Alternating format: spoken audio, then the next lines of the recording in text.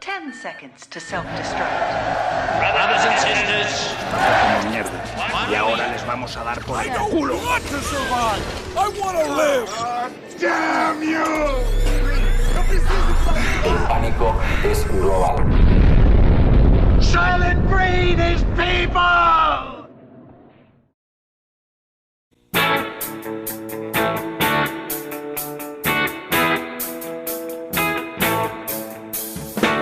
Saudações aos sobreviventes! Bem-vindos mais uma vez a Um Dia Depois do Fim do Mundo, o único podcast em que a gente assiste filmes e séries para descobrir o que vai acontecer com o futuro da humanidade. Meu nome é Ellen, aqui no Bunker 002, e eu tô mais uma vez aqui com meu amigo Rafael. Olá, gente! Que tem o superpoder de causar polêmica no Facebook falando de Crepúsculo, né, Rafa? Eu descobri esse poder agora. Nossa, entrei em vários grupos e estou sofrendo bastante hate, tá? Mas vamos lá, vamos defender sempre. Também a gente tá aqui com a nossa amiga Franciele, que tem o poder de falar com o cachorro dela. Só que ele ainda não respondeu, né, Fran? Olha, eu não sei se eu tava acordado, se eu tava dormindo, o que tava acontecendo, mas pra mim ele responde sempre, tá? Tá tudo certo. Preciso fazer algumas análises. E aí, galera, tudo bom? Olha aí. Doutor Dolittle, praticamente. E, gente, eu ouvi um rumor que hoje a gente vai falar sobre The Umbrella Academy, a série da Netflix que tem 2 temporadas, baseadas nas HQs escritas pelo Gerard Way, ou o vocalista do My Chemical Romance, ou o motivo por que eu e muitos outros adolescentes nos anos 2000 diziam: eu não sou emo, tá bom? Eu não gosto de rótulos. Com licença. Sobre o que é a história. É uma série bem maluca, que fala sobre que em 1989 aconteceu um fenômeno inexplicável que fez 43 mulheres que não estavam grávidas dar à luz a um bebê, cada uma. Um bilionário egocêntrico e sem sentimentos, como todos os bilionários, compra 7 desses bebês para criar na academia dele, junto com o mordomo Pogo, grande ator aí do Planeta dos Macacos, uma esposa que é escrava do lar, lava, passa, cozinha, cuida das crianças, nunca reclama, tá sempre maquiada, não envelhece e não tem órgãos internos, ou, como alguns homens acham, o que as mulheres eram, até vi essas feministas estragar tudo. As 7 crianças desenvolvem poderes especiais e o velho chama elas pelo número. E a mãe deles dá um nome para eles, mas eles são conhecidos pelo número. Tem o número 1, ou o Luther, que você acha que ele tá usando um monte de blusa em cima uma da outra no começo, mas aí depois você descobre, né, que ele tem outros problemas. O número 2, ou Diego, que com magia e pura alma ele chega com a dança possuído pelo ritmo ragatanga. Aí a referência, quem pegou. A número 3, ou Alison, que tem o poder de casar em tempo recorde. O número 4, ou Klaus, que tem o poder de ser um ícone da moda. O número 5, que é a criança mais sociopata desde o Kevin McAllister, do Esqueceram de Mim. O número 6, que ao contrário do Bruce Willis, já sabia que estava morto esse tempo todo.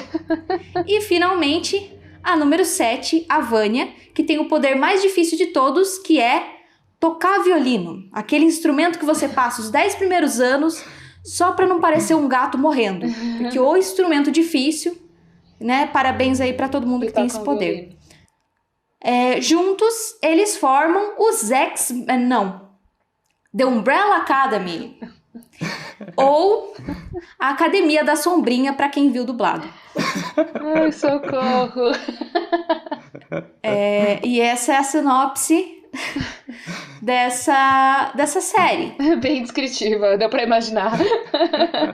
Pois eu acho que deu pra entender, né? O velho bilionário é o Sr. Hargreaves, e a gente descobre na 2ª temporada que ele é um alienígena. Ou seja, a gente fica pensando se esses poderes, se essas crianças não são meio alienígena também, como que é esse mundo. Olha, quem já ouviu a teoria da conspiração sobre reptilianos, tá aí o sinal de que é verdade, entendeu? As pessoas egocêntricas aqui desse mundo são tudo reptiliano. Ai, gente, a teoria da conspiração não tem limite, pelo amor de Deus. Mas enfim, bora lá. Dizem que a Rainha Vitória é reptiliana, Uhum. diziam do Obama, dizem dos, né? A Elizabeth, isso. Menos o Tom Cruise, que como a gente já sabe, ele é um deus alienígena reptiliano. Isso já foi comprovado pelo nosso podcast sobre o filme Oblivion, tá? Pra quem não assistiu, pode olhar lá, a gente tem todas as provas ali. Enfim, eu acho... Não, falar. assim, eu só ia falar que é um mundo louco, né? Mas eu acho que isso é muito dos quadrinhos, né? Que foi feito pelo cartunista, o Gabriel Bá, que ele é brasileiro, né? Então ele que fez todos os desenhos. E é muito interessante Sim. isso, né? Um brasileiro participando aí, então, dessa série. Na verdade, antes, né? Que é nos quadrinhos. Mas eu acho que parte dessa loucura vem bastante por ser quadrinhos mesmo, né? E também acho que tem um estilo meio escrachado, que tem em outras vertentes, né? Tem no teatro. Então tem várias vertentes que... Acho que em todo tipo de audiovisual tem um tipo de gênero mais escrachado. E essa série, ela é isso, né? Ela usa um pouco do absurdo, assim. Então, muitas vezes você vai ver algumas coisas, tipo, umas cenas pesadas, né? Tipo, de sangue e tudo e tal. E tem gente que gosta desse tipo de humor. Eu acho que isso aí já é uma coisa muito sobre cada um, e o motivo de gostar daí é um questionamento individual de cada um também. Mas se for um motivo seguro, ótimo, gente, palmas. Se não for, pelo amor de Deus, reflita. Então a gente tem que saber que a gente tá falando de um estilo diferente, que ele tá tentando reproduzir de uma forma uma coisa que foi criada numa HQ. Ele é um pouquinho mais escrachado, ele é um pouco mais violento, e só que isso aí não justifica algumas coisas que a gente vai vendo durante... né, a série. Por exemplo, eu gostei muito na primeira temporada que, tipo, tem muitos movimentos de câmera que, assim, não é escrito pelo cinema, né? Não é... Ali não tá colocado, não é uma ciência reproduzida, né? Não é um padrão que é reproduzido no cinema. Só que eu, particularmente, eu gosto disso. Eu gostei muito disso na primeira temporada, de eles tentando criar em cima, sabe? Eu gosto muito de ver as pessoas criando em cima do audiovisual. E tudo bem, eu acho que o meu único problema é assim, quando você aprende a pular, você não tropeça correndo, você não tropeça muito menos andando e às vezes, inclusive, parado. Então, tem alguns erros básicos, mas daí foi, principalmente na segunda temporada, né? Que eu já não vi eles arriscando tanto planos de câmera diferente, mas cortes de montagem, sabe? Onde você coloca uma cena muito parecida com a outra, onde teve pouca variação de ângulo. Teve isso, acho que no 5º episódio da segunda temporada, quando...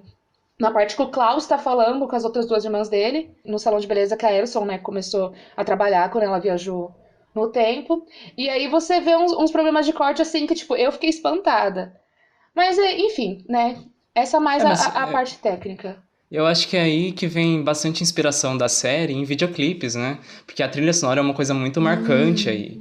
Então, queira ou não, parece que é mais uma série de videoclipes do que uma importância para a narrativa, assim, que é principalmente a minha crítica com a primeira temporada, que tem uma trilha sonora que chama mais atenção que a história, e a história acaba passando batida, assim, com exceção do primeiro episódio que chamou bastante atenção minha, mas ao mesmo tempo é porque a última cena é aquela cena lá do 5 naquela cafeteria e toda aquela briga lá, então, queira ou não, é bonito de se ver aquilo lá, e o final, que é basicamente o fim do mundo, né, então, acho que esses 2 episódios podem ser os mais interessantes da primeira temporada. E o resto é basicamente videoclipes de músicas muito boas.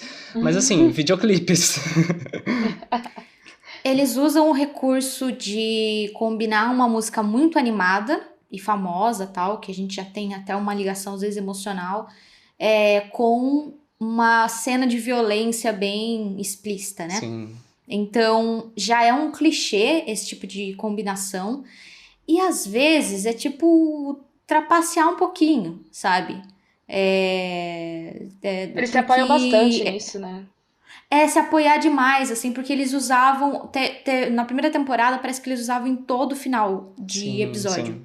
Isso daí. Então tinha que acabar, pra acabar numa energia talvez maior, tinha que acabar com essa música animada em cima pra contrastar com uma cena de violência. E daí, eu não sei, a impressão que tem que dar é que esse personagem que tá cometendo aquilo é muito badass. E é legal. E assim, não tem como você não reagir a uma música muito boa, porque a trilha sonora é ótima. Todas as músicas, tem alguns que parece que saíram da minha playlist, assim. Eu falo, nossa, essa música tem essa também, eu adoro essa. Você adora, a música é muito legal de ouvir, Se você fosse assistir aquela mesma cena sem aquela música legal, não ia ter muito impacto, sabe? Talvez. Eu acho que tá muito em cima da música aquilo. Então... Eles usam muito pra amenizar realmente a violência, porque dá aquele senso cômico, né? A gente vê isso em vários filmes, principalmente de anti-heróis, né? Que é isso, tipo, o mundo tá acabando e ele tá lá, tipo, nada tá acontecendo, não sei o que, tacando terror pra dar aquela amenizada. Mas é isso, eles usaram esse recurso muitas vezes. E daí acho que tem várias formas, né, de se usar. Eu acho que nesse caso foi pra, tipo, amenizar a violência e fazer o sarcasmo com a violência. Só que existe, tipo, não sei, quando a gente tá assistindo um filme e aquele personagem, tipo, ele se ferra por qualquer coisa, sabe? Aí você coloca essa música lenta que você fica só mais uma vez ele se ferrando e tal. Então... Aí eu acho que pra violência, enfim, acho que abusaram um pouco, né, desse recurso. Acho que havia outras novas formas de se falar. Inclusive, o andamento, né, da série, ele podia ter sido muito mais rápido. Não precisava, na minha opinião, né, gente, não precisava de tantos episódios. Porque, tipo, é a mesma coisa que eu tenho de problemas com novela. Às vezes, quando eu assistia a novela muitos anos atrás, eu ficava, gente, parece que se você colocasse todos os personagens pra fazer uma conversa de 10 minutos no máximo, né? Vamos lá, 5 minutos, numa sala, a trama inteira da novela se resolvia, sabe? Então é tipo isso, que algumas coisas são falta de comunicação mesmo. Eu entendo que os personagens, eles são egocêntricos, é difícil a gente se colocar no lugar deles. Eu não sei se vocês se sentiram assim também. Porque, tipo, são pessoas que têm superpoder, que foram criadas por um cara totalmente egocêntrico, sabe? Então, tipo, eu tive essa dificuldade de entender o psique deles. Então, por eu não ter conseguido entrar totalmente ou me identificar, acho que a mais próxima foi a Vânia, assim. Mas por eu não ter conseguido me identificar, eles meio que podem fazer o que eles quiserem. Então, tipo, qualquer decisão que eles tomem, assim, sabe? Você não consegue dizer se é coerente ou não, ou incoerente ou não. Porque, tipo, não fica bem estabelecidos, porque, tipo, é isso, eu senti que são personagens distantes e que eles realmente tacam bem o faqueirão, né? Desculpa, mas ligam o botão do foda-se aí pra fazer qualquer coisa. Então, eu acho que é fácil justificar personagens assim. Eu gosto muito de escrever personagens e de entrar no psique dos personagens, e eu acho que esse tipo de personagem é o personagem mais fácil de você trabalhar. Porque ele se justifica por si mesmo, que como ele é loucão, qualquer coisa que ele faz, tipo, pode te incomodar ou não, mas não quer dizer que é incoerente com o personagem, sabe? Você pode gostar ou não, mas não quer dizer que é incoerente com o que eles são. Eles forçaram um pouco pra que a personalidade deles, as escolhas deles servissem ao enredo e não a um desenvolvimento natural de um personagem. Então tem lá na segunda temporada, se a gente for falar da segunda temporada um pouco, eles chegam depois de um apocalipse, depois de vários episódios e várias decisões estranhas, eles se juntaram pra lutar contra o mal que estava acontecendo ali. A irmã deles pra lutar contra a irmã deles. Que eles Mas criaram. assim, pra evitar o apocalipse. Isso é bem legal, que eles mesmo criaram, tem um vilão, tá entre eles ali o grande desastre que vai acontecer. Mas aí eles se juntam, eles vão parar no passado, cada um... E nem eles vão parar em décadas diferentes. Eu achei, no começo, assim, mano, eles vão parar em décadas diferentes. E daí eles vão aproveitar. Mas eu acho que também seria pedir muito do orçamento deles, né? Sim. Porque só de departamento de arte ali, nossa, já ia muito dinheiro. Mas todos eles vão parar nos anos 60, às vezes um ano de diferença ou alguns meses de diferença. Aí... eu acho que eu não sei, mas a reação mais natural de pessoas que estão nesse mundo louco, falam, vim parar no passado, e eu tava nessa missão com os meus irmãos e tal, seria, quando encontrar o outro, falar, meu Deus, você aqui finalmente, eu fiquei procurando vocês, achei que não, sabe, que tinha perdido, e o apocalipse, o que deu isso daí, o que a gente vai fazer agora, como a gente vai voltar? Na segunda temporada. Como é que a gente volta agora? Como é que a gente une todo mundo, junta todo mundo? Em vez disso, a reação deles foi... e aí, quanto tempo? Parece que, tipo, sabe a família que fala assim, nossa, faz quanto tempo que eu não te vejo? E aí, como é que tá a vida? E daí quando eles falam assim, viu, a gente tem que ter um outro apocalipse, o 5, né? Que é aquele, virou o líder dessa segunda temporada... falando assim, viu, vai acontecer um outro apocalipse, a gente vai ter que se juntar. Não, obrigada, eu tô bem aqui com a minha vida, eu casei, eu arranjei emprego aqui Então, no eu Justiça. acho que... Quê? Como assim? Eu acho que isso foi... É isso que eu tava comentando, que, tipo, foi tentado justificar uma vez que você constrói personagens egocêntricos e lá. Então, tipo, você falar incoerente com o personagem, eu não acho incoerente com o personagem porque eles são jogados, sabe? Tipo, eu entendi que tentaram justificar, mas pra mim não colou, sabe? Enfim, pra mim também não colou. E eu queria, gente, só parar um minutinho, assim, pra elogiar o ator, que eu não sei pronunciar o nome desse jovem. Sei lá, Aidan Gallagher, acho que é uma coisa assim. Mas enfim, o ator que faz o Number 5, que faz o 5. Gente, é uma criança, né? Eu acho que hoje, não sei se ele tem uns 16 anos, mas enfim. Acho que é 16.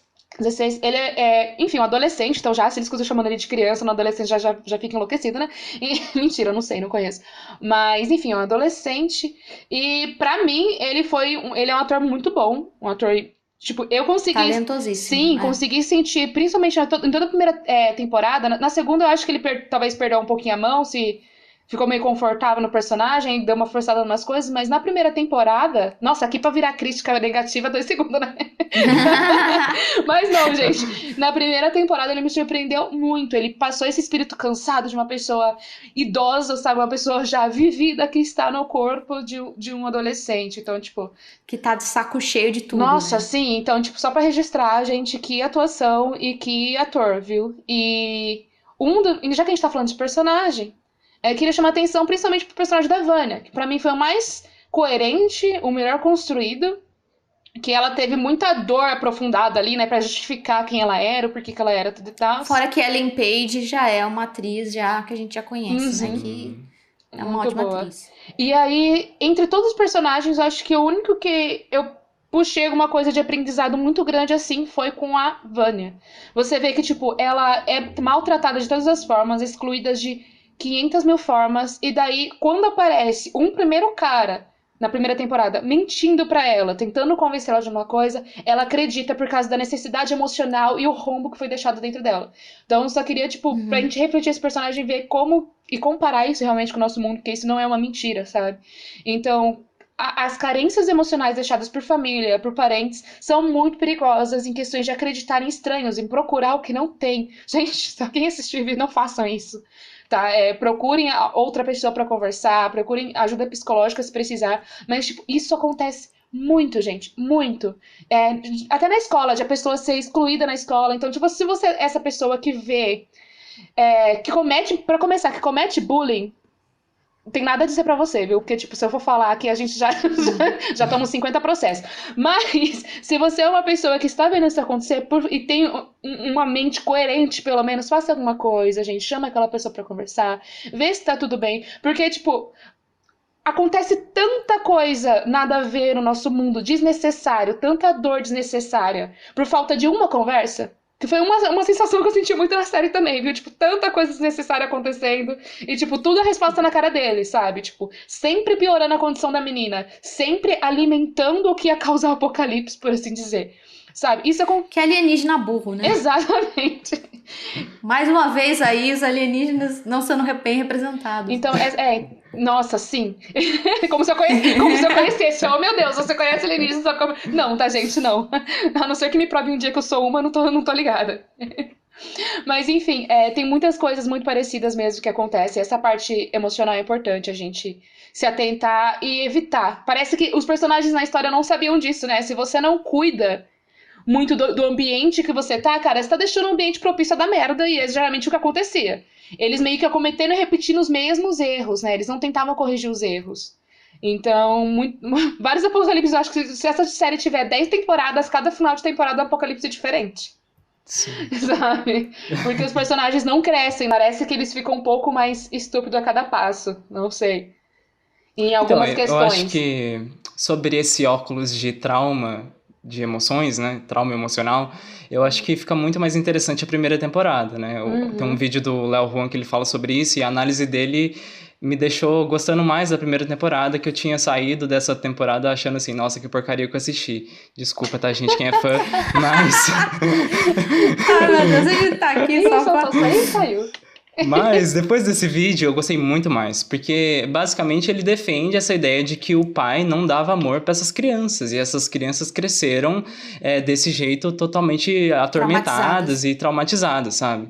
Então acho que por essa visão fica muito mais interessante as histórias dele, sabe? Então, Rafa, também gosto bastante disso na primeira temporada, umas coisas que mais me chamou a atenção, que eu consegui meio que sugar de aprendizados na série, né? Que acho que quando a gente assiste uma coisa, a gente tenta comparar, a gente tem que ter noção, inclusive pra quem, né, gosta de assistir coisas absurdas, assim, questões de violência também, tem que ter noção que são mundos diferentes, mas isso não significa que a gente não pode traduzir e aprender alguma coisa daquilo, né? Sim. Mas enfim, e os poderes, Rafa? O que você achou dos poderes dos personagens? Então, eu tenho muitas coisas pra falar dos poderes, né? Vamos lá. Porque, gente, tem poderes que não dá pra acreditar que existem nessa série. Porque, pra mim, eu não compro isso como poderes. Assim? Como assim? Vamos lá. Klaus.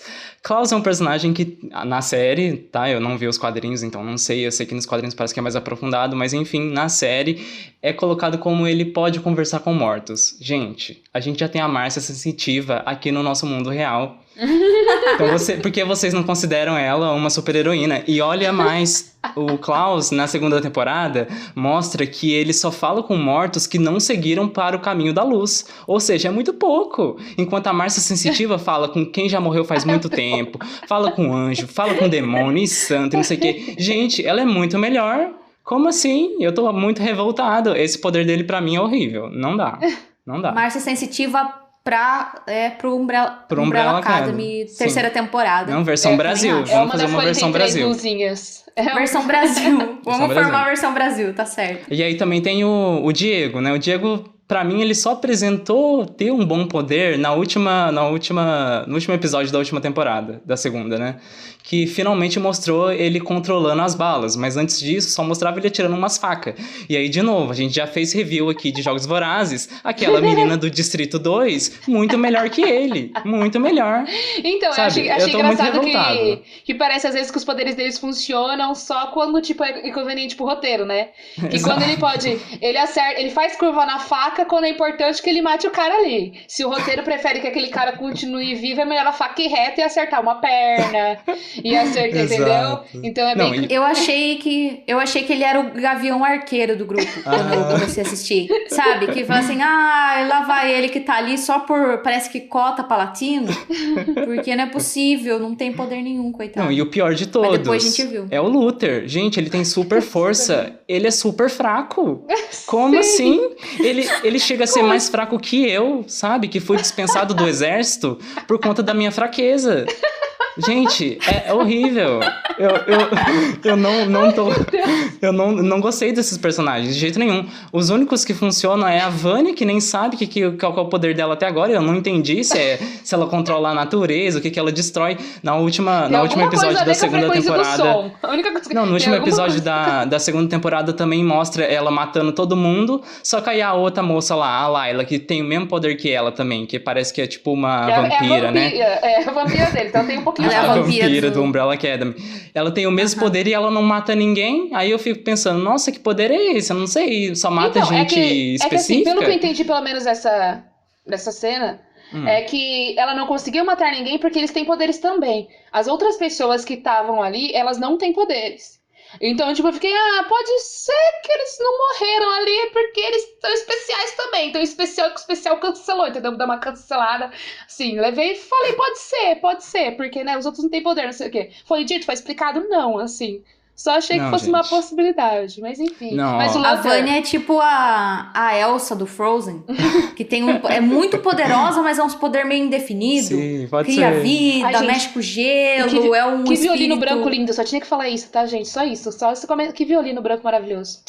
Ai, Pois era é. Mas eu não compro essa explicação da Fran, porque a única pessoa que tem poderes de escudo é a Bella Swan, tá? Eu falei que não ia falar de Crepúsculo, mas eu precisei falar isso, tá? Eu sabia que ele ia dar um jeito. Ela é a única que tem poder de escudo. Esses daí não tem. Então eu não compro essa explicação. O Edward nunca conseguiu ler os pensamentos dela. Exato. E daí os vampiros tiveram que existir, os vampiros purpurinas tiveram que existir para o romance dela acontecer. Então vamos deixar a Terra um lugar mais horrível. E já começou uma briga já. Não, mas eu não quero causar tanta pode ser briga. destruído Assim, só tá? para rolar o romance. Não, mas eu não quero causar tanta briga. O poder da Alicent é muito bom mesmo. Eu só acho que ela não usa Mas muito Bella bem, né? Swan pra terceira temporada gente, também. Socorro. E o poder do Five já. também muito bom. Muito bom.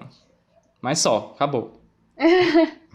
É verdade. Enfim, O mais Pogo, algumas... né? Já falando no personagem, Tá vamos já justificado. falar aqui do Pogo. Nossa, que personagem que não faz nada. Gente, eu fiquei muito triste. Gente, É um como macaco assim falando, não fale faz? mal do meu personagem favorito? Então ele é um Melhor nenenzinho. ator. Não, os Melhor melhores, ator dessa não, série os melhores é o da macaco. primeira temporada é a Chacha e o Hazel. Pra mim, é o melhor arco da primeira temporada. É o mais divertido, é o que é mais definido. Eles só querem matar e se divertir depois, é isso. Simplificou, Muito né? Já melhor. que vai ser tão escrachado assim, eles são bem mais Não, simplificados. aí eu posso falar pra vocês. Chacha e Hazel são a representação do trabalhador assalariado, Nossa, isso entendeu? eu curti muito. Que não tem direitos trabalhistas, É. que é dominado aí pelos capitalistas e manipulado pela empresa onde eles trabalham, entendeu? Ah, não, a melhor piada pra mim é o que uma pessoa não faz pra um plano de saúde? Porque Benefícios, foi isso, entendeu? Um benefícios. cartão alimentação. você mata uns 3 ali, mas assim, você vai ter uma vaga ali num dentista, quando for necessário, sabe? É tipo essa sensação que eu fiquei ali. Só umas 3 pessoas por uns 3 dentes. Exatamente. Então, assim, o trabalhador não tem escolha.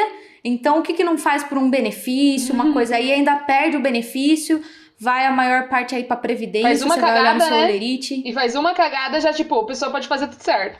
Faz uma cagada, perde Sim. todos os benefícios, não sei o quê. Enfim. Aliás, e é assim mesmo. E daí tem quando eles, no número 5, quando ele quer desistir, quando ele quer sair ali, o que eles fazem, que eu já vi isso muito acontecer em lugares que eu trabalhei, oferecem pra ele um cargo de gerência. É. Entendeu? Que assim que eles te pegam, eles te manipulam. Não, mas aqui, ó, você vai ter mais responsabilidade, mas você vai ganhar mais, não sei o que lá. Não vale a pena, gente. Não caiam nisso. Entendeu? É a maneira como o sistema te pega. Quanto Outra custa coisa que eu sua vi alma, aquela é a The Handler, que você vê uma mulher que estava ali em posição de poder, ela perde essa posição e ela chega e fala assim: mas eu levei uma bala por essa empresa. E eles falam: e nós te agradecemos por isso. É assim mesmo. Você leva uma bala pela empresa, Muito bom. entendeu? E eles te dispensam como se fosse nada.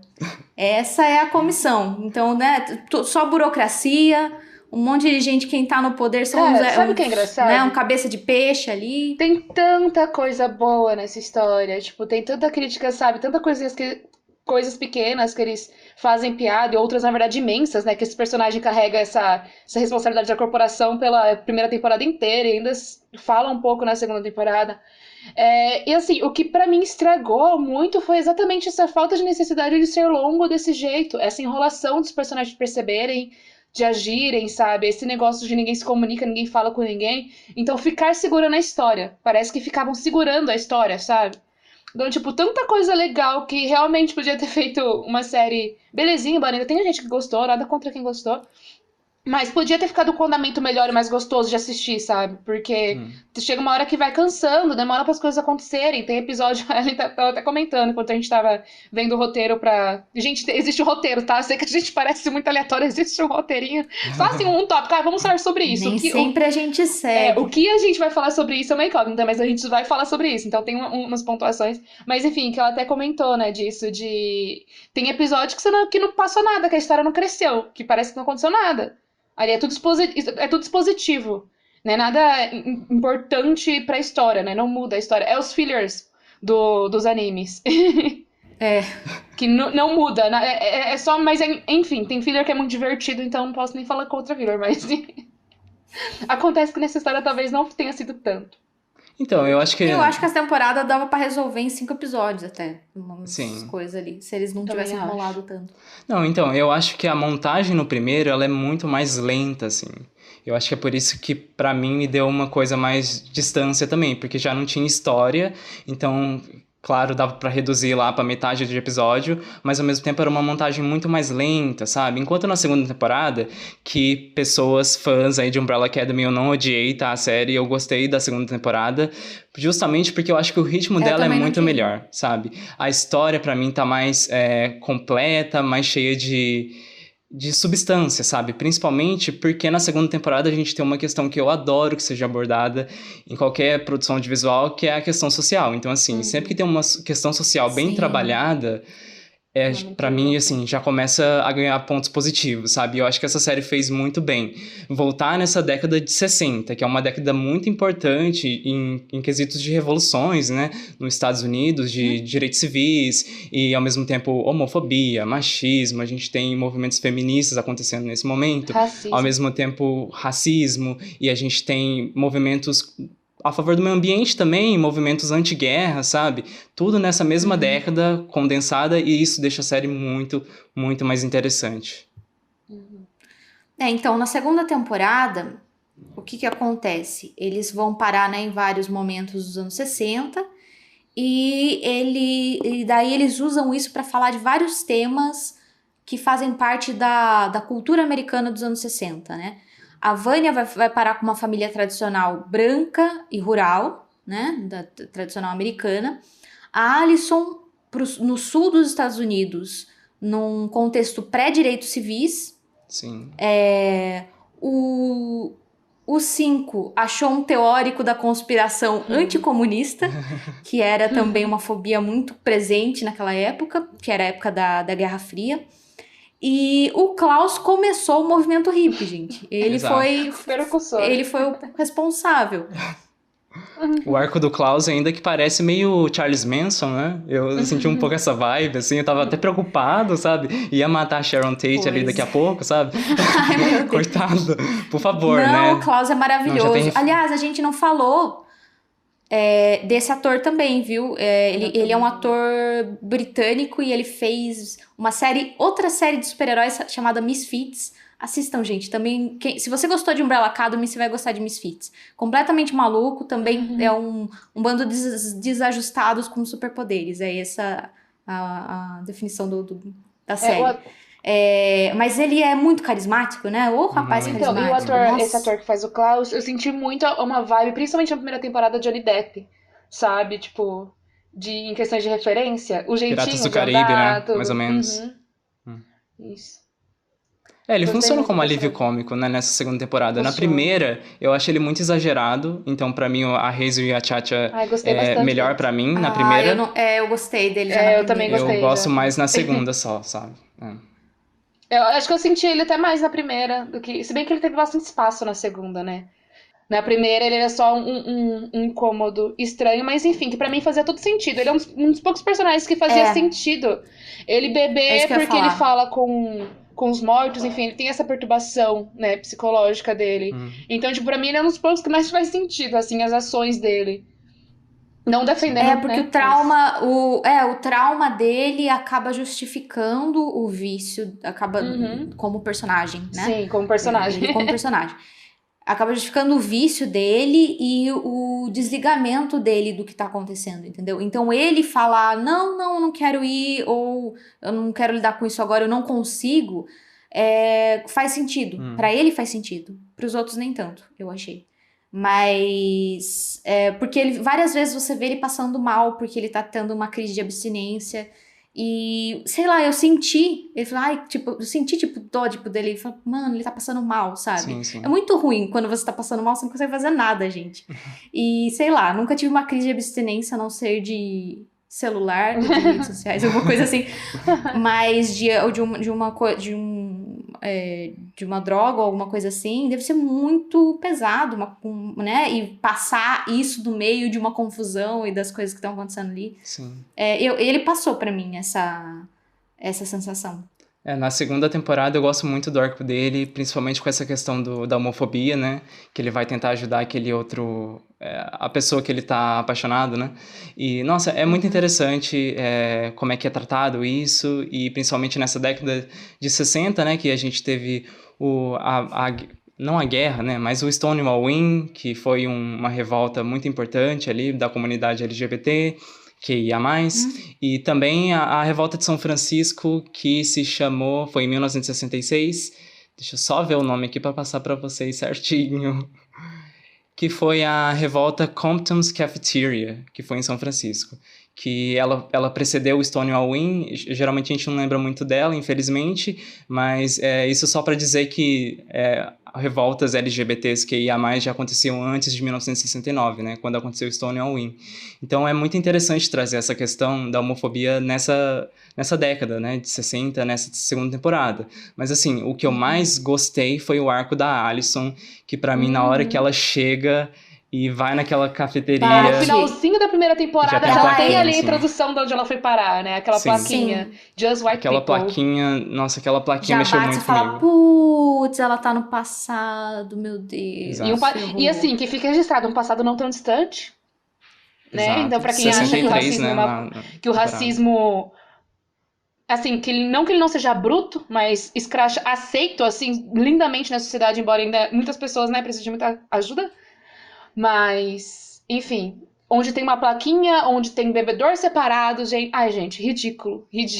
Sim. Mas, enfim, ela entrando ali, já enfiando essa problemática na segunda temporada. Inclusive, pra mim, também foi uma das coisas mais importantes que eu mais gostei na segunda temporada, que são as questões sociais. De novo, pra mim, eu acho que o andamento... Eu não curti muito o andamento, eu acho que tinha muito ouro na mão, tinha bastante coisa pra melhorar ali, mas...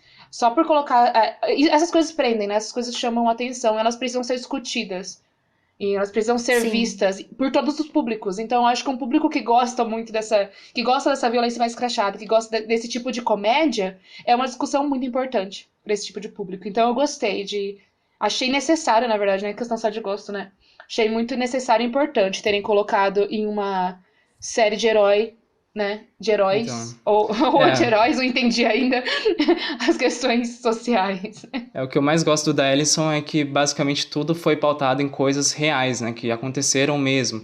Então aquela revolta lá do café, né? Que ela entra no café com as outras pessoas. Aquilo lá realmente aconteceu em 1960, 1º de fevereiro, onde 4 estudantes negros de uma universidade, eles foram então nesse bar, cafeteria, né? Chamada Woolworth, e pediram café. E basicamente isso gerou também essa mesma revolta, né, super pacífica em outros estados do sul.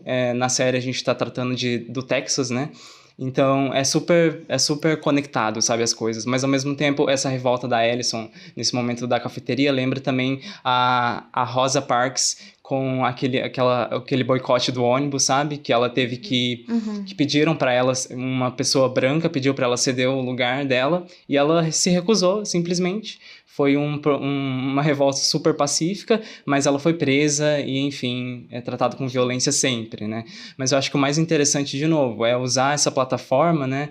Que essa série mainstream para falar de temas tão importantes, assim, né? Porque, eu vou acabar citando aqui, eu preciso falar para vocês ouvirem um álbum super bom que foi lançado esse ano, que se chama RTJ4, que é do Run the Jewels, é uma dupla de hip hop, e tem um verso da música deles, Just, que fala basicamente um pouco sobre o que eu quero tentar expressar aqui, sabe?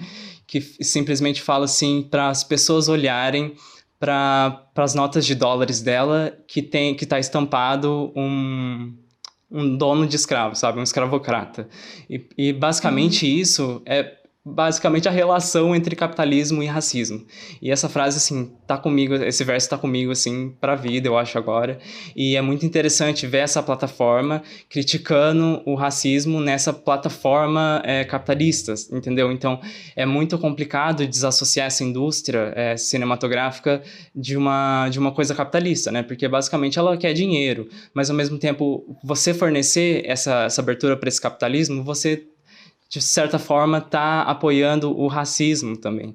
E aí eu trago outra questão aqui, que é a indústria musical, porque né, essa dupla é uma dupla de cantores, né, de rappers, então eles também estão desafiando essa questão da indústria musical americana, que também é super capitalista, né, ela só quer fazer dinheiro, mas ao mesmo tempo fornecendo totalmente essa visão anticapitalista e antirracista, que é uma coisa que a indústria musical americana, de todo mundo, né, na verdade, infelizmente se mostra cada dia mais misógina e racista. Então também deixo outra indicação aqui para vocês, que é o documentário On the Record, que foi lançado esse ano e que fala sobre o abuso sexual que algumas mulheres negras sofreram por um produtor musical. E nesse documentário tem uma cena muito impactante assim para mim, que é a hora que mostra o quanto as letras de música são misóginas e racistas e perdura essa ideia de abuso sexual nas mulheres negras, sabe? É horrível essa parte, mas ao mesmo tempo é muito importante de assistir. E é isso, sabe? Eu acho que uma discussão aqui que a gente tem bastante no Brasil sobre essa questão da indústria musical, já tô saindo um pouco da série, mas eu juro que rapidinho, é sobre o funk, né? O funk, infelizmente, é um gênero musical que a gente tende a desvalorizar bastante, mas algumas críticas são em relação à letra da música, às vezes está sendo misógina, enfim, mas eu acho que é aí que é o ponto, a linha tênue, sabe, da crítica, que eu acho que é analisar se você realmente está criticando aquela palavra, aquele verso racista e misógino, ou você está sendo preconceituoso porque é uma minoria cantando, é uma pessoa negra cantando, uma pessoa da favela, enquanto a gente fica aplaudindo, por exemplo, a música sertaneja. A música sertaneja, principalmente o sertanejo universitário, que cada dia mais se mostra muito misógino, sabe? Umas letras muito horríveis de você vai ter que fazer isso comigo, você é minha mulher, enfim, nossa, Sim, é horrível. inclusive, gente, tentem, quem, né, escutou direitinho o que a Rafa falou, buscar documentários sobre o funk. Eu sou uma pessoa que, tipo, tive que ser desconstruída bastante também em relação ao funk. Então, por mais que ele tenha certas coisas preconceituosas, ele é um movimento muito importante. Então, o funk, ele não é só a música, ok? Ele é todo um movimento. E, de novo, é da periferia. Então, é fácil você odiar coisas que vêm da periferia, sabe? Mas quando é uma coisa internacional, cantando em inglês, falando Sim. sobre o corpo e sexualizando a mulher, tá tudo bem, sabe? Então, tipo, estranho, né? Estranho, tá tudo bem. Enfim, voltemos ao Kennedy, já então. ainda dentro desses problemas sociais discutidos na série, a Vânia também passa por tá ali em duas situações que também demonstram, sei lá, o desenvolvimento, o conhecimento que talvez a gente tenha agora sobre certas questões, que primeiro ela se apaixona pela moça lá, né? As duas se apaixonam, seria um casal homossexual ali. E o menininho, que é o filho da moça, que tem autismo. Então ela quer, o desespero dela até no final é levar essa família junto com ela pro futuro, porque ela pensa, não, no futuro a gente ia poder primeiro ficar juntas, né, mais ou menos, né, porque ainda tem certos problemas. Sim. E ele também falou assim, o que o menino tem um nome, e ele poderia ser muito mais feliz num lugar com mais conhecimento. É meio triste de pensar, né, que a Vânia, a personagem, queria levar, tipo, a mulher por quem ela se apaixonou pro futuro, para elas talvez viverem felizes. Aí, por causa deles, dão uma desculpa técnica ali do porquê que ela não podia ir e tal, né? Mas eu fico pensando até que ponto, sabe? A gente, tipo, avançou, mas nem tanto, porque a atriz, a Ellen Page, a atriz que faz a Vânia, ela é gay. Ela, inclusive, já veio aqui pro Brasil. Olha a vergonha que a gente passa, gente. Já veio aqui pro Brasil para discutir com o Bolsonaro. Nossa. Ela é ativista dos direitos LGBTQ. Ela tem ali, acho que tem uma organização ali que ela apoia. E ela veio e ela faz esse ativismo em vários lugares do mundo. Então ela veio aqui no Brasil para conversar com o Bolsonaro antes até dele virar presidente, porque ele era conhecido como o político homofóbico, né? Ele ganhou por causa disso. Ele ganhou porque a gente tá num país homofóbico e essa era preconceituoso, conservador, o único racista, plano, etc. O único plano de governo dele era esse. O Trump ganhou com um plano de governo de ódio aos latinos e aos imigrantes, e o Bolsonaro ganhou com um plano de governo homofóbico. Ela chegou e, gente, você não consegue olhar pra tela assistindo essa entrevista dos dois. É muita vergonha alheia.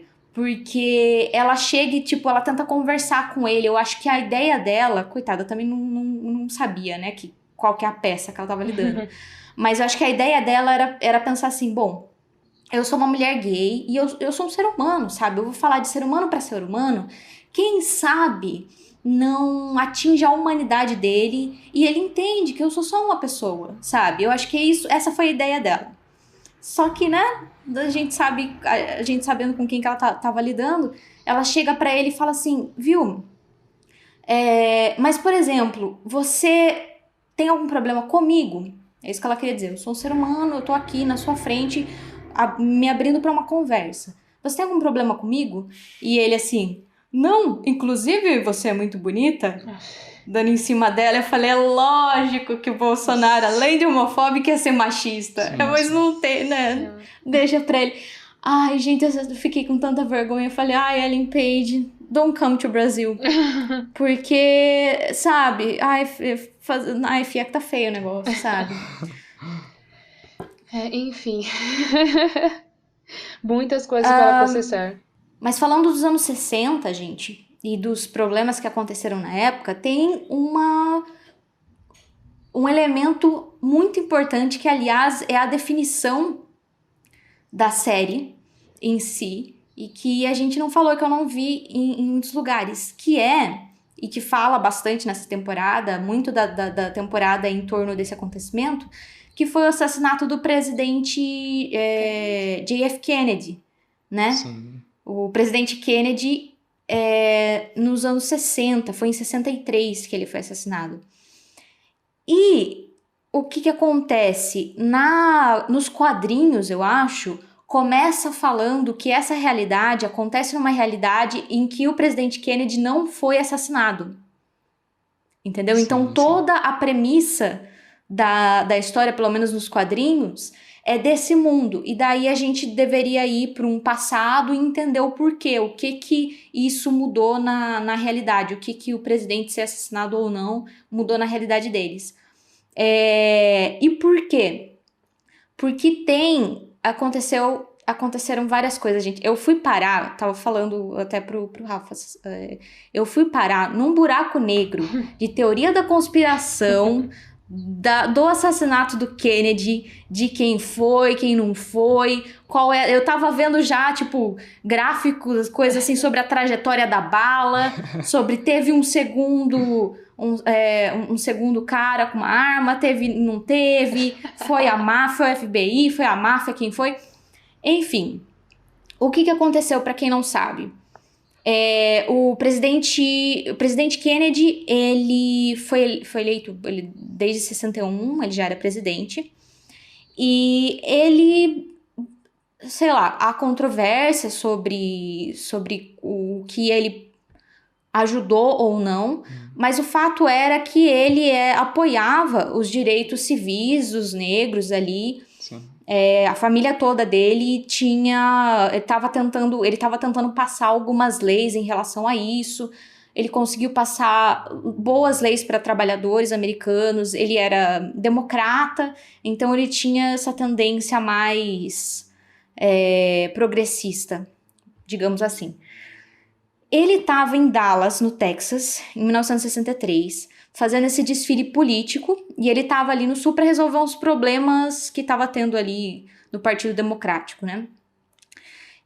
Nesse desfile, ele escolheu, parece que teve ali uma negligência também de quem deveria estar cuidando dos seguranças, tem muita discussão sobre isso, mas ele estava naqueles carros conversíveis e ele resolveu tirar o topo do carro, sabe? Não sei como que chama aquilo. Capô? Também não sei, não. O capô.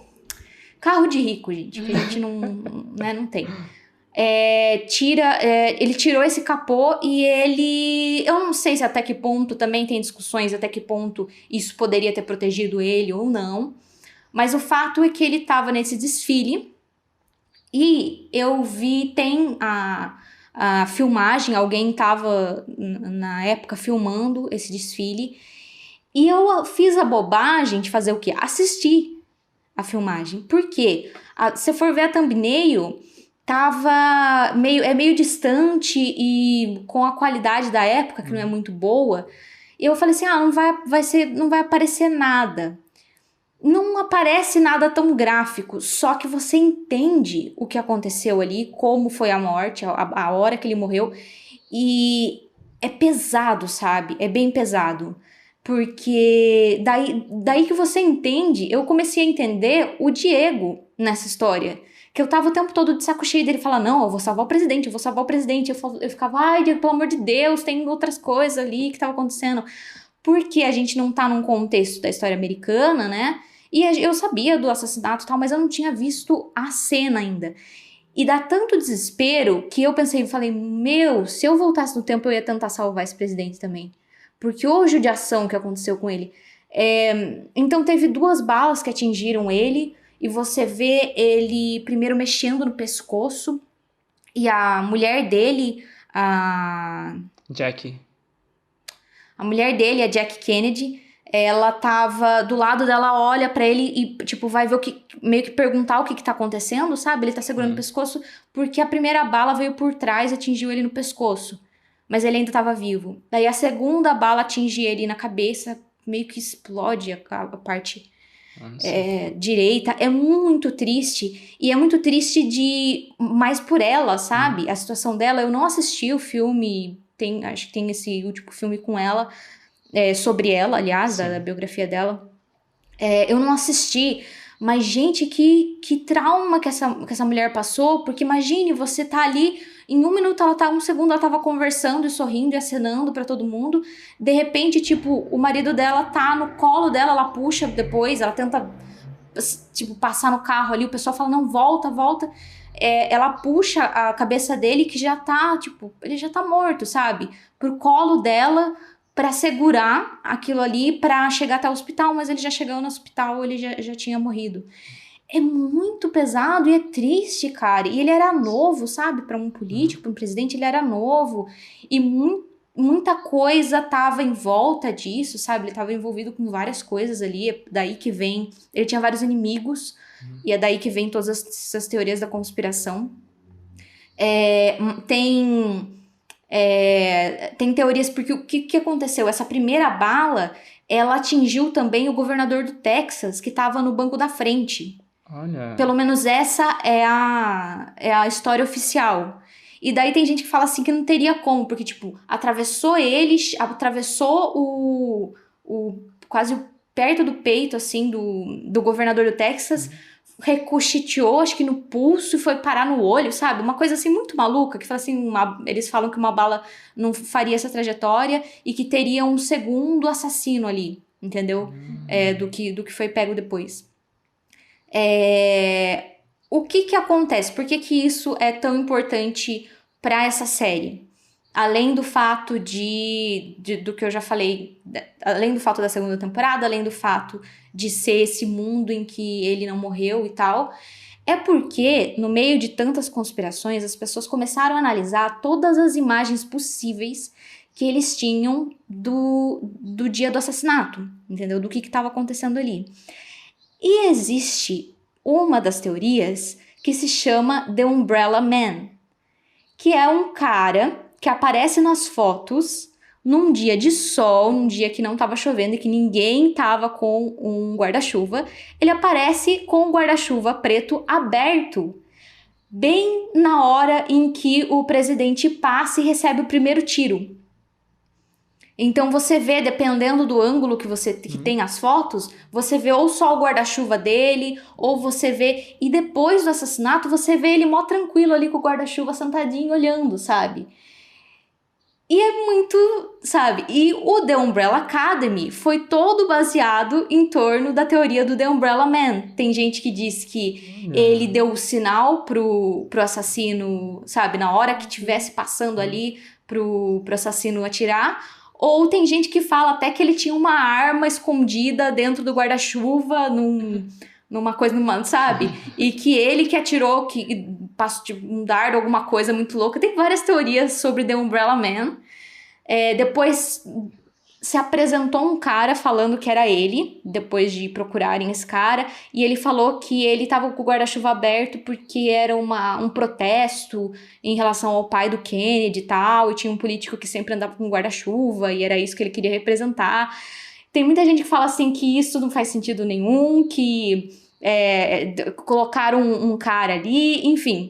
Então, The Umbrella Man, essa teoria da conspiração do assassinato do Kennedy, deu origem à ideia do The Umbrella Academy. É por isso que é o Umbrella. O que eu achei muito louco, muito da hora, sabe? Nossa, será que vão explorar isso nas próximas temporadas? Eu não sei se nos quadrinhos Não sei, né?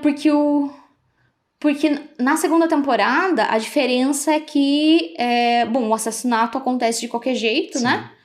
E o problema ali, de novo, é a Vanya. Né? E é a Guerra Fria que estava acontecendo ali. Então, dessa vez eles meio que curaram, entre aspas, né, a Vanya. Eles começaram a se juntar como família, começaram a entender um pouco onde estavam os problemas, né? Mas é porque eu acho muito louco a história do Kennedy. O que aconteceu. Eles pegaram o cara que atirou nele. E ele ficou famoso como o cara que matou o presidente. O nome dele é Lee Harvey Oswald. E qual que é a história oficial? De que ele agiu sozinho, de que ele era maluco e ele já tinha tendências comunistas e tal. Ele tinha ido pra Rússia. A Rússia, na época... gente, deu errado, deu ruim, viagem... vamos colocar a culpa nos comunistas, né? É isso. Então, a Rússia, na época, acho que ficou meio desesperada porque eles também estavam tentando evitar você sabe, a Guerra Fria é aquele negócio de me segura, que eu vou ali lutar. Eu vou. Olha que eu vou, me segura. Tava evitando de mas, fato assim, ninguém... né? Uma guerra nuclear, hein? Sim, mas ninguém com coragem de verdade, porque os dois lados estavam com medo, né, das armas nucleares. Tipo, a Guerra Fria exatamente foi esse rolê, né? Tipo, não entrar em guerra, porque sabia que se entrasse em guerra, as chances de ter de fato um apocalipse era muito grande.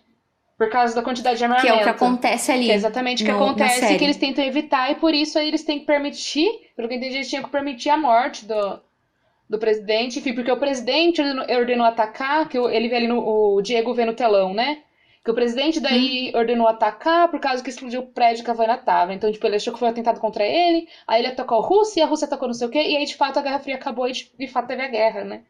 Então, o apocalipse seria, de fato, essa guerra.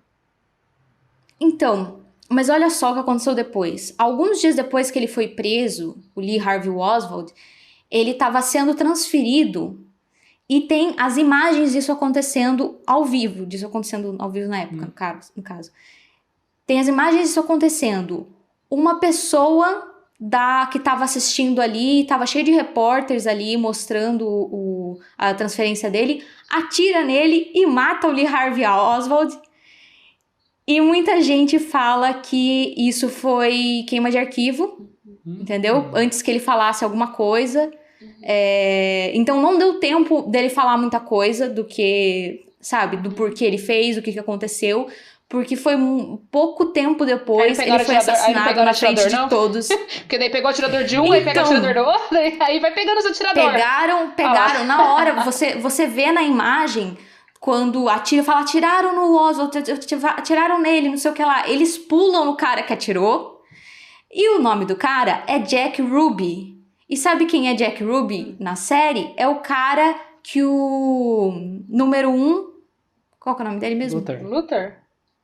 É o cara que o Luther tava trabalhando, pra quem o Luther tava trabalhando. Nossa. É o Jack Ruby. Que confusão. Jack Ruby é o cara que matou Lee Harvey Oswald, que é o cara que matou o Kennedy.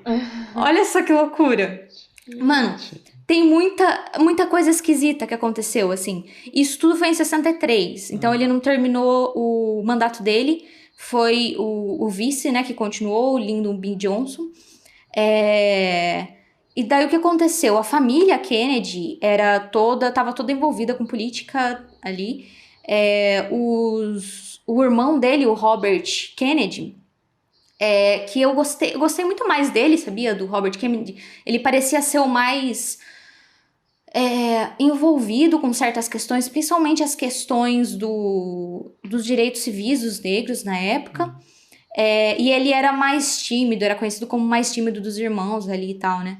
O que aconteceu? Em 68, ele continuou envolvido na política e tal, o irmão, né, o Robert Kennedy. Em 68, foi assassinado, que tem várias teorias da conspiração ali também, o Martin Luther King Jr., Sim, sim. né, o grande líder desse movimento dos direitos civis dos negros nos Estados Unidos. O próprio assassinato do Martin Luther King já parece estranho. Também outro cara que diz que agiu sozinho, que isso, que aquilo. Depois ele negou, falou que não foi ele. Tudo muito esquisito. O Robert Kennedy resolveu se candidatar a presidente também, porque ele tinha essa força do nome da família dele. E ele já estava na política há muito tempo também. Lá nos Estados Unidos, eles têm esse negócio que não tem a eleição direta primeiro. Eles têm as primárias, né, dentro dos partidos. E ele estava ali nas primárias do Partido Democrata. Ele estava indo muito bem. Ele ganhou a Califórnia, que é um estado forte de se ganhar tal. E eles estavam fazendo uma festa num hotel em Los Angeles, parece. E eles estavam comemorando e ele tinha... Eu não sei se ele ia dar o discurso ou ele já tinha dado o discurso de agradecimento aos eleitores dele e tal. Durante a festa, ele passou pela cozinha, num lugar onde até tinham falado pra ele, não passa no meio de muita gente. Ele acabou passando ali. O que acontece? Atiram nele também. Nossa. Robert Kennedy morre em 1968, antes dele conseguir se eleger presidente. Gente. E muita gente fala, ele também tinha vários inimigos políticos, vários problemas, e muita gente coloca isso no meio dessa teoria da conspiração e tal. Enfim, a família pensa, né? Tinha o próximo irmão também envolvido em política, que é o Ted Kennedy. E ele foi senador, não é senador, é senador. Ele foi senador por muito tempo. E quando perguntavam pra ele se ele... Daí perguntaram pra ele se ele queria se candidatar pra presidente, né? Ele falou, você tá louco, Manolo? Ele... Porque pensa, imagine isso. Gente. Não, na verdade, a frase que ele disse é I know that I'm going to get my ass shot off one day and I don't want to. Praticamente, tipo, mano, você tá louco? Eu vou atirar em mim. Mas ele tentou nos anos 80, mais pra frente, e ele não ganhou. Depois de um tempo, acho que foi quase inevitável que ele ia ter que também... Não sei se ele tentou muito, sabe? Eu acho que ele pensou assim, que pena, gente. Tentei, hein? Vocês pediram tanto, tentei, mas não ganhei. Mas é isso, olha que coisa. Muita coisa é muito feita por debaixo dos panos pra manter o sistema. Isso... Tem sociedades menores que surgem com outros estilos de vida que funcionam ali, sabe? Que, enfim, elas sofrem ataques complicados. Mas o Ted Kennedy foi o irmão que conseguiu sobreviver aí à maldição dos Kennedys. Porque ele não tinha tanta influência contra os outros dois irmãos. Porque se ele tivesse a mesma quantidade de influência, ele tava ferrado também. Mas ele apoiou a candidatura do Obama em 2008. E ele, em 2009, ele morreu com 77 anos de câncer e tal. Eu acho que até a galera falou, não vou votar nele, porque eu cansei de sofrer por Kennedy, gente. Eu acho que a galera falou, deixa, já foi 2, não consigo entrar em luta essa quantidade de vezes pela mesma família, preciso de mais tempo. E a galera falou, não, dessa vez deixa quieto. Sabe, não tô afim de passar por tudo de novo. Trauma emocional coletivo.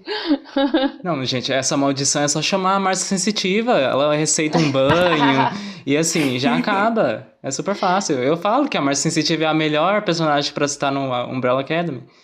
Então só pra gente ir encaminhando então, a discussão pro final, não?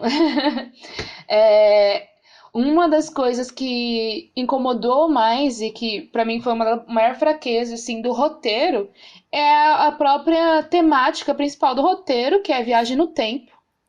Né? Então, tipo, tem muita viagem no tempo. Então, tipo, eles usam muito, na verdade, a viagem do tempo, né? Talvez não seja a principal temática, na verdade. Mas eles usam muito a viagem no tempo. E, assim, ficou muito solto. Teve muita coisa no roteiro, assim, que eu não entendi. Então, tipo, o 5, o Number 5, ele já viaja no começo. Então, tipo, ele já chega pros irmãos dele. Ele fala sobre o efeito borboleta, por exemplo. Que, tipo, que é aquilo. Se você muda alguma coisa no passado, você não sabe como aquilo vai desencadear em muitos acontecimentos diferentes. Então, é aquilo. Se você muda um 0,0001 depois da vírgula, isso pode mudar todo o processo, sabe, o que vai acontecer. Então, tipo, testes foram feitos pra falar exatamente isso. Esse efeito borboleta, é que tem outro nome, né? Mas ele veio de um experimento físico pra testar o clima. E por causa de um decimal, tipo, minúsculo, assim, mudado, alterado, ele mudou totalmente a previsão, sabe, daquele experimento. Então, enfim, aí os personagens se mostram, o Number 5 se mostra que sabe que é complicada a viagem no tempo, né? Que, tipo, que tem que tomar cuidado, só que eles não tomam cuidado nenhum. Gente, é a Alison, né? Alison. Gente, a Alison, eu sou péssima com nomes.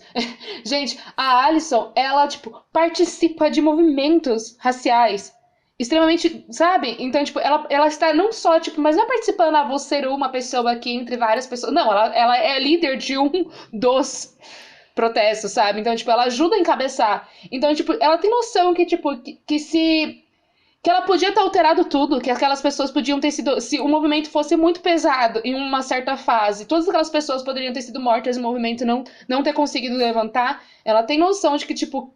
Então, sabe, eles são muito inconsequentes, então eu não entendi a teoria. Eles falam muito de linha do tempo, então parece que... Aí a gente vem com Dark na cabeça, né? 500 mil teorias agora de viagem do tempo que a gente tem. Parece que, então, eles estão trabalhando com aquele modelo de a linha do tempo é só uma linha mesmo. Então, se eu mudo o passado aqui, eu estou na mesma linha. Então, eu já mudei o futuro. Então, se eu matei o meu avô lá atrás, não tinha como eu ter matado meu avô. A gente entra no paradoxo, né? Não tinha como eu ter matado meu avô, porque, então, tipo, eu nunca ia ter nascido. Então, meu avô estava vivo, então eu não consegui. Então, eu falhei na missão.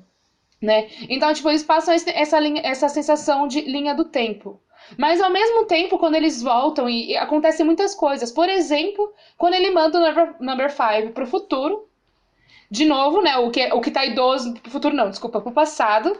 Então, ele, criança, manda ele mais novo, porém mais velho, mais antigo, porém, sei lá. Enfim, Sim, é ele 14 dias mais novo, porém com aparência mais velha. aparência mais velha. Isso, muito obrigada. Só que o Luther, ele já contou tudo pra ele. Então ele sabe que o problema do apocalipse do mundo que ele tá voltando é a Vânia. Inclusive, pode ser uma das consequências de eles voltarem pra um mundo completamente diferente. Sabe? Mas, enfim, eles são muito incoerentes, irresponsáveis, inconsequentes, sabendo que eles estão lidando com viagem no tempo, e isso é complicado. Então, tipo, eles não pensam em manter essa linha do tempo pra eles, não de verdade. Eles falam palavras ao vento, né? Mas as ações deles não condiz com o que eles falam. Então, essa parte de viagem no tempo pra mim foi, tipo, é totalmente inconsequente. Então, tipo, isso deixou o roteiro muito mais solto pra mim. Não dava pra acreditar em muita coisa, sabe? Tipo, então eu fiquei bem menos presa, assim, na série quanto eu poderia ter ficado. Porque, tipo, os personagens sabem, mas eles são incoerentes completamente sobre o que eles sabem, como eles agem, sabe? Então, tipo, teve uma despreocupação muito grande pra mim de viagem no tempo. E era óbvio que eles iam encontrar um futuro diferente a partir do momento que eles fizeram várias coisas erradas, sabe? Sabe o que eu não entendi nisso? Se o tipo de viagem no tempo deles é de realidades paralelas ou é tipo de volta pro futuro, onde tudo que você faz muda alguma coisa. Por quê? Parece que é estilo de volta pro futuro. Eles pegam, bagunçam Pelo todo o que negócio, eles falam, né? eles vão pro futuro, Mas pela forma que eles agem, muda. parece universo paralelo, né? Que eles vão viajando em cada... Então, por que eu pensei isso? Porque nessa hora mesmo, o 5 lá tá brigando com ele mesmo, cara de velho, e ele pega e joga e fala assim, viu? Eu tive um problema no cálculo e fiquei preso nesse corpo de menino. Então, volta agora, você vai voltar, eu vou te falar qual que é o cálculo certo, você não vai ter esse problema mais, você não vai ficar preso no corpo de menino. Ele faz isso, Só que o que acontece no De Volta para o Futuro? Quando a pessoa muda alguma coisa, ela percebe a mudança acontecendo. Tipo o protagonista, quando ele vê que os pais dele não vão se conhecer, ele olha pra foto dele e ele tá desaparecendo na foto dele. Ou seja, ele vê a mudança Isso seria do passado a viagem numa linha alterando do o futuro. tempo, porque daí seria a ideia de uma linha no tempo, né? De uma única linha do tempo, não Uma linha só. Se tem uma linha só e eles podem mudar essas coisas, por que que o 5 ali não ficou velho? Não teve aparência de velho, já que ele agora consertou o cálculo que ele errou e que deu ele essa aparência de menino. Isso que eu não entendi. Então, mas eu acho que essa resposta tá no último minuto da série, da segunda temporada. Que basicamente é dar essa abertura para novos mundos, né? Porque agora a gente não tem mais Umbrella Academy, a gente tem o The Sparrows, é isso? Então parece que é outros mundos. Então eles vão trabalhar tipo Dark também, sabe? Outros mundos. Então acho que é isso que vai acabar justificando, eu sinceramente sabe? não senti que era outro mundo. Eu senti que eles mudaram o passado e daí eles foram pro futuro e o futuro agora é uma outra coisa. Então, pra mim, tipo, porque assim, é isso, a gente fica confuso. Eles tentam vender a ideia, porque eles falam muito de linha do tempo, sabe? Eles falam de linha do tempo, exatamente com essas palavras. Eles falam de mudar, né? Exatamente. Então, tipo, só que daí a forma deles se comportarem parece o universo paralelo exatamente por eles não sofrerem a consequência ali na hora, né? Então, tipo, pode ter acontecido outras coisas. A gente não sabe o que aconteceu aí quando o Five viajou. Mais 12. Então a gente não, sabe, teve essa lacuna, então a gente não sabe se deu certo o cálculo ou não, sabe? Então, tipo, a gente realmente não sabe o que aconteceu nesse novo futuro que eles escreveram, né? Por causa, na verdade, desse novo passado, que, né? Ai, que confusão. Estou confusa. Oh, meu Isso é Deus. viagem no tempo. Enfim, gente. não deu pra entender qual linha que eles estão seguindo. Eles vendem uma coisa, mas se comportam de um jeito diferente. O Five, ao mesmo tempo que ele é muito esperto, ele é muito inteligente, ele dá umas mancadas muito iniciantes, assim, sabe? Principalmente sobre essa ideia de viagem no tempo, assim. Então, tipo... Não, pra mim não ficou uma coisa bem amarrada, assim, sabe? Então, realmente são várias pessoas, parece, querendo produzir, que fizeram um roteiro ali em cima de uma coisa que elas gostam e criaram várias coisas em cima. E, assim, pode ser legal, pode não ser legal. Tem gente que gosta, tem gente que não gosta. Mas, tipo, o roteiro pra mim teve muitos erros, assim, sabe? Tipo, muita coisa desnecessária, muita coisa que dava pra tirar, muita coisa que dava pra deixar muito gostoso assistir a série, sabe? E passar as mensagens que queria passar. Mas, enfim, aí fica a minha opinião. Então, tipo... Enfim, então chegando à nossa última pergunta. O que vocês acham, gente? Algo como The Umbrella Academy, e OVNIs, e superpoderes, e viajar nessa linha do tempo, que é uma linha do tempo que se comporta como mundos paralelos, aconteceria? Ou, sei lá, aconteceria The Umbrella Academy? O apocalipse pra mim é a explosão da lua. Então, eu espero que não aconteça, porque a lua é tão bonita, gente. Observem a lua, ela é muito linda. Eu espero que não aconteça, mas vai saber, né? Vai saber que alguém explode a lua aí, né? Sempre possível. Meu malvado favorito também. Exato, né? Roubando a lua, explodindo a lua, gente. Deixa a lua quieta, lua, sabe? Né? Quero destruir o mundo, eu vou escolher ali a lua. Desde a viagem da lua do Méliès lá, explodindo a lua praticamente, gente, vamos deixar a lua tranquila, sabe? Mas é possível, vai saber, né? Vai saber.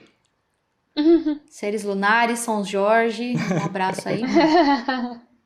Então, eu acho que aconteceria, porque toda essa... O que eu descobri é que toda essa história é baseada no fato de que alguém evitou o assassinato do presidente Kennedy.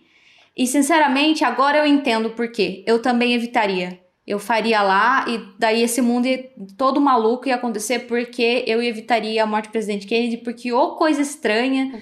Eu ia tentar descobrir quem foi. Foram os russos? Foi a máfia? Foi o próprio FBI? Foi um trabalho interno?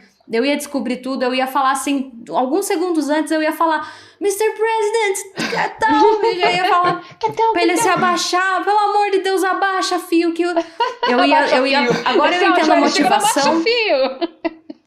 Abaixa, olha o seu sapato tá desamarrado, ó a braguilha tá aberta. Aí ele ia olhar e ia evitar a bala por pouco e não ia, entendeu? Eu entendo agora a motivação do Diego, eu também iria salvar o presidente e tudo isso ia causar o mundo de The Umbrella Academy, então aconteceria. Olha, eu acho assim, se a gente levar em consideração que é uma linha do tempo e que eles são a própria causa, a própria doença, a própria cura, sabe? Eu sinceramente, acho que é um mundo totalmente avulso. Eu não levo nada em consideração. A explosão da Lua e etc. Eu sinceramente não sei qual é a força que ia ter que ter alguma coisa pra destruir a Lua, sabe? É uma coisa assim. Segundo filme que a Lua, né, estraga tudo. Então, acho que, tipo, a Lua, ela já reflete muito, né, nas coisas que acontecem, nos problemas naturais que a gente tem em maremotos e etc. Então, tipo, ela já influencia muita coisa. Pra mim, é um universo totalmente diferente que eu não consigo correlacionar esses fins, assim, sabe? Porque são um grupo de responsáveis. Eu não acredito que a natureza seja burra nesse nível de dar poderes pra uma galera irresponsável desse jeito, sabe? Enfim.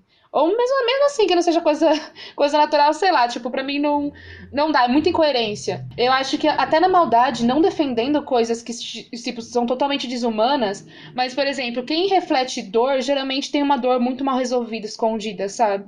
Então, enfim, tem reflexo de muita coisa. Acho que, por mais que a pessoa seja um ser humano péssimo e com várias comportamentos, você explica, mas você não justifica, sabe? Não justifica a pessoa fez, mas você explica da onde vem daquilo. Então, tipo, existe uma coerência, assim. Essa série, pra mim, tem muita coisa incoerente. Eu não consigo nem imaginar uma coisa assim, nada dali acontecendo, a não ser o que de fato aconteceu, já eles criticam, né? Enfim, eu não correlaciono nada, assim, a nossa realidade da forma que tá ali na série. Então, sinceramente, pra mim, não. Muita coisa ali não aconteceria além do que já aconteceu. Inclusive, até essa parte dos aliens forem verdade, os reptilianos então já tá aí, entendeu? Então já aconteceu também. Então aconteceria futuro? Pois é. Não. Pra mim o que tava ali pra acontecer já aconteceu. E o que eles falam que vai acontecer, pra mim, tipo, não. E é isso.